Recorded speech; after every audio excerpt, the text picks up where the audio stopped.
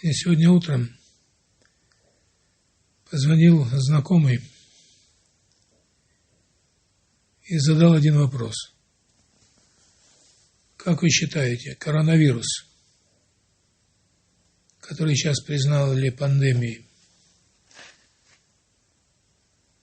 это все-таки продукт военных лабораторий или это случайно мутировавший вирус? И почему в мире такой ажиотаж? Понимаете, ответил я не особый приверженец теории заговоров, конспирологии. В конце концов, любой заговор, он тоже происходит по высшей воле. Поэтому, если будем искать виноватых, то мы никогда к истине не подойдем близко. Нужно понять закономерность происходящего. За людьми, даже организаторами какого-то процесса, нужно увидеть высшие закономерности.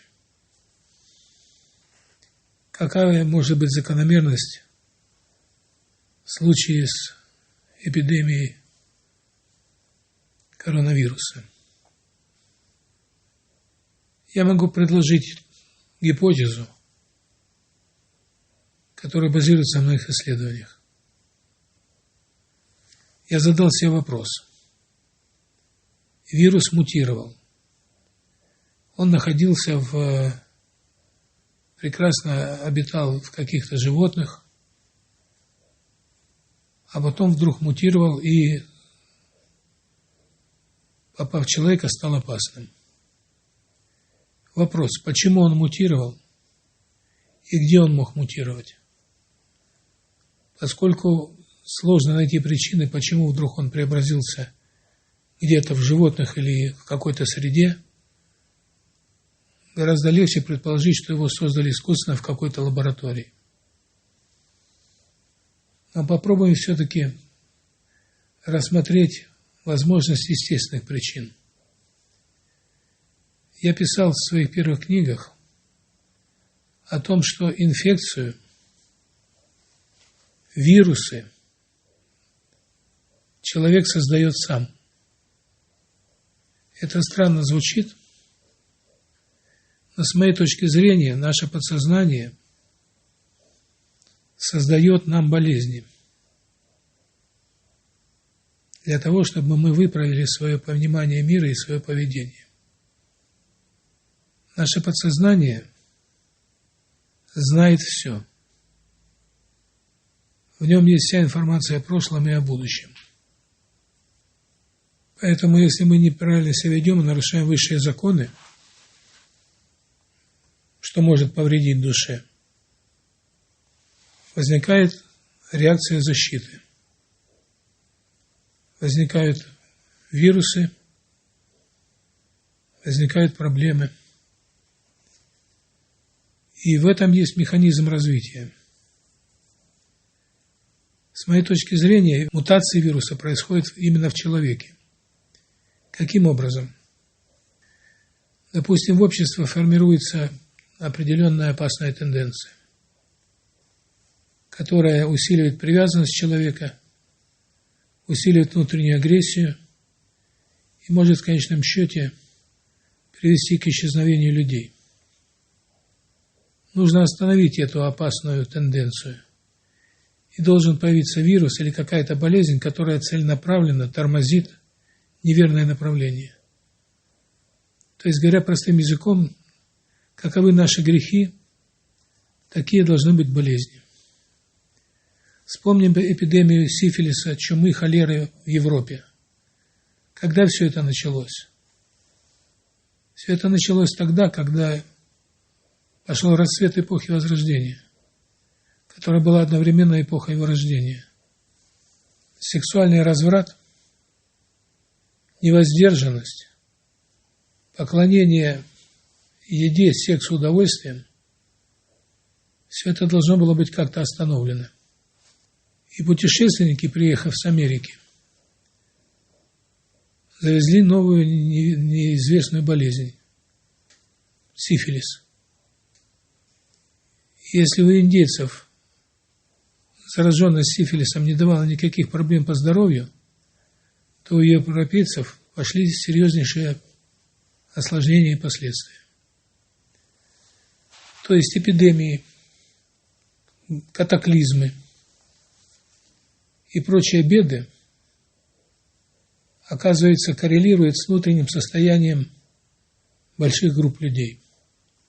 Когда я был в Китае, а был я там в январе 2020 года, я заметил, что у меня какие-то начались проблемы с легкими. Боли в районе груди. Это было непонятно. Я чувствовал себя совершенно здоровым, но энергетика была неважной. Что-то происходило. Кожные высыпания даже пошли в районе легких. И по энергетике это было связано с мощным внутренним недовольством судьбой. Я стал анализировать, в чем дело, и понял, что я вошел в резонанс с энергетикой Китая. Почему она оказалась такой неблагополучной? Китай – лидирующая страна в мире. Китай собирается подчинить, захватить весь мир экономически и политически. Китай на подъеме. И чувство превосходства, своей как бы уже избранности, начинает проявляться все яснее, более явно. Это то, что называется гордыня. Как можно выровнять энергетику больших групп людей, у которых пошло чувство превосходства, как результат поклонения благополучию, успеху, деньгам, стабильности и прочему. Нужно лишить их этой стабильности. Должна прийти инфекция, которая должна, то, что называется, унизить судьбу. Как человек реагирует, человек, который поклоняется благополучию, человек с повышенной гордыней, как он реагирует на удары судьбы? Он внутренне не принимает их, он обижается. И это, как правило, бьет по легким. Значит, должна появиться болезнь, реакция на которую будет создавать проблемы с легкими. И чем сильнее человек зацеплен за стабильность, тем тяжелее должна у него проходить эта болезнь. Я давно у пациентов замечал, когда человек жесткий, непримиримый и в штыки принимает изменения судьбы, тогда у него часто бывают проблемы с легкими. И нынешний вирус – это, как ни странно, подсознательная попытка человечества спасти свою душу от разлагающих тенденций, которые уводят от веры, от любви и нравственности. Какой вывод? А вывод следующий. Нынешняя цивилизация в настоящий момент движется вперед под лозунгом капитализма. Суть капитализма – это поклонение прибыли, это поклонение мамоне, башку деньгам, денег, благополучия, стабильности и удовольствий.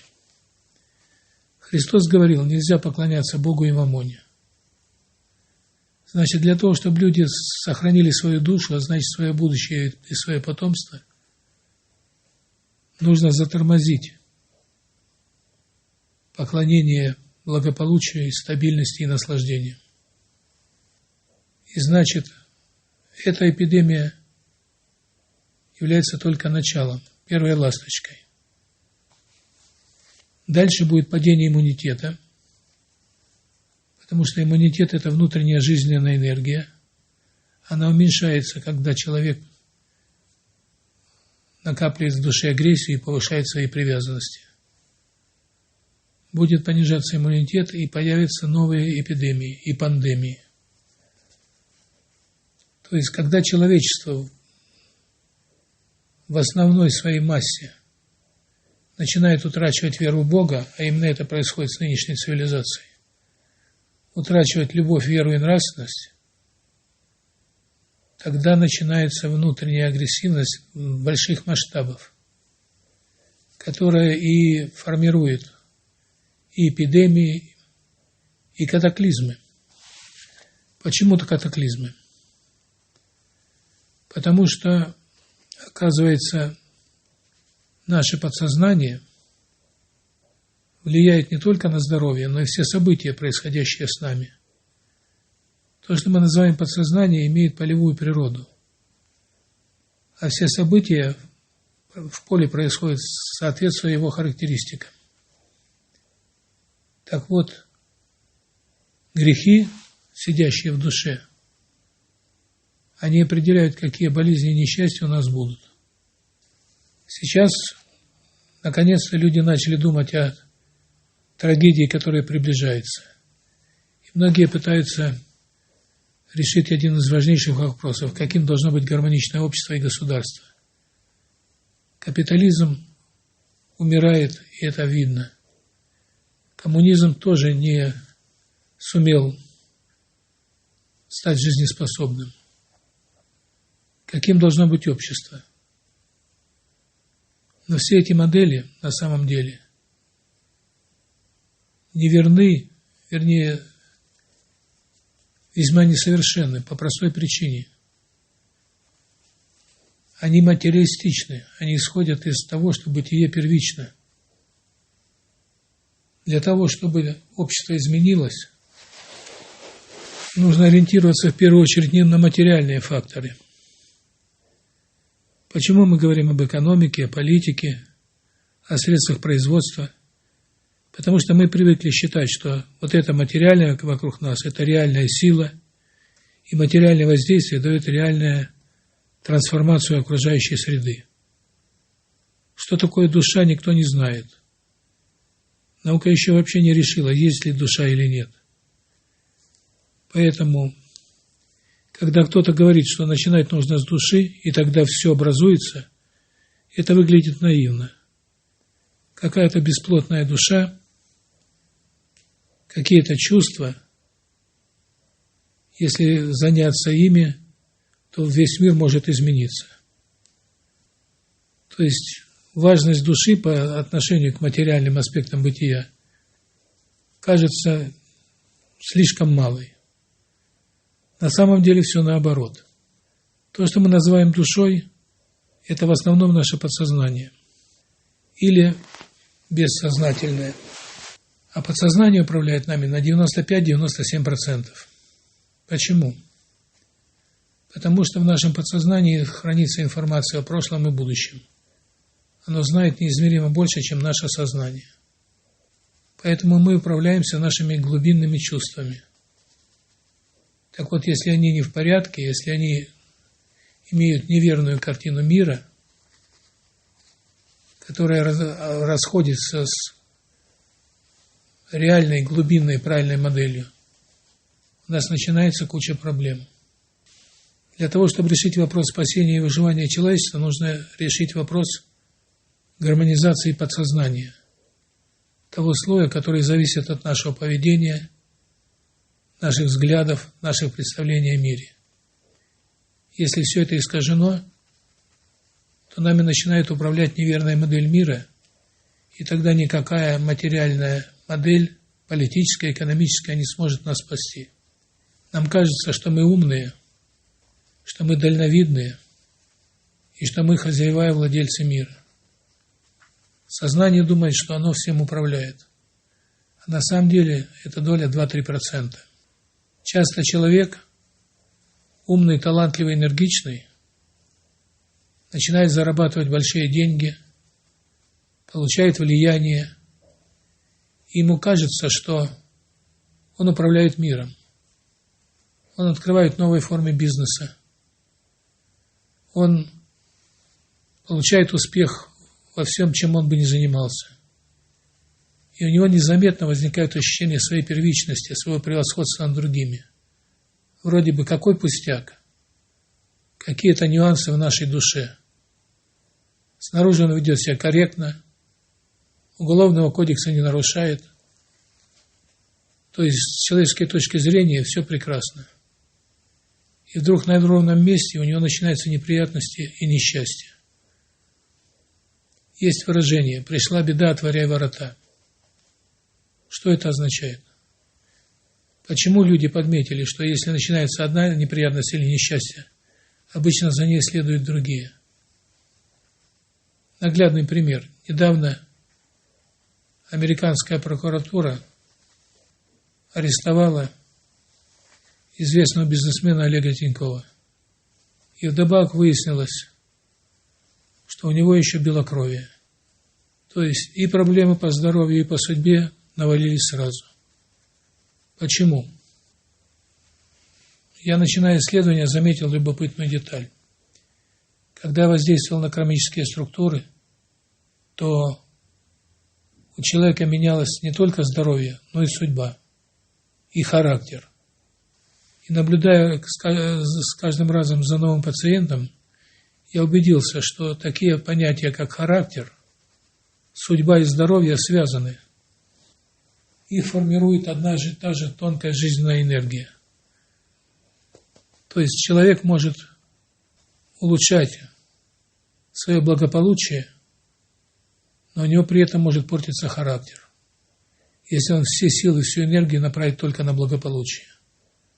Если человек направит все силы и всю энергию только на здоровье, у него могут быть проблемы с благополучием. Если человек гармоничный, у него по всем направлениям будет все хорошо. Но если человек начинает вести себя неправильно, нарушать высшие законы, то тогда начинается потеря энергии. И все может быть по схеме бедного Иова. Сначала теряется тонкая энергия будущего. Это проблемы с потомками. Потом теряется энергия ближнего радиуса действия. Начинаются неприятности и несчастья. Потом энергия еще меньше, начинаются болезни. А потом, если человек не воспрянет и не встанет на правильный путь, он умирает. Значит, вывод. Когда у нас начинаются неприятности и несчастья, можно бежать к врачу, но это малоэффективно. Нужно задуматься о состоянии души. И самое главное, до того, как у нас начались неприятности и несчастья, мы должны оценивать качество жизни не по деньгам, не по успеху, не по статусу, стабильности, благосостоянию, а по качеству нашего характера, по чувствам в нашей душе. Если у нас появляется чувство презрения, превосходства, если мы осуждаем, если мы унываем и обижаемся, то мы уже больны, только мы об этом еще не знаем. Болезнь начинается с души. А душа, еще раз хочу подчеркнуть, управляет человеком, ее бессознательная сфера, на 95-97%. Поэтому мы сначала сеем нашими поступками и чувствами семена, которые потом прорастают нашей судьбой, нашим характером и нашим здоровьем. В Библии сказано, а еще будут моры и землетрясения. И еще сказано, а еще по причине нарушения многих законов в людях охладеет любовь. Так вот, охлаждение любви в душе вследствие поклонения различным аспектам бытия и приводит к тому, что уже не один человек, а целая цивилизация начинает испытывать проблемы со здоровьем, с экологией и с судьбой. И начинать нужно не с материальных аспектов бытия, хотя это тоже не менее важно, но все-таки с того, что является главным и первичным, с души, с веры, любви и нравственности. А если мы не поймем этого и будем пытаться только на уровне материальных факторов пытаться решить вопрос спасения и здоровья, то это будет малоэффективно. Думаю, Всем сейчас полезно перечитать Библию, чтобы понять, что все начинается с души. И о душе нужно заботиться в первую очередь.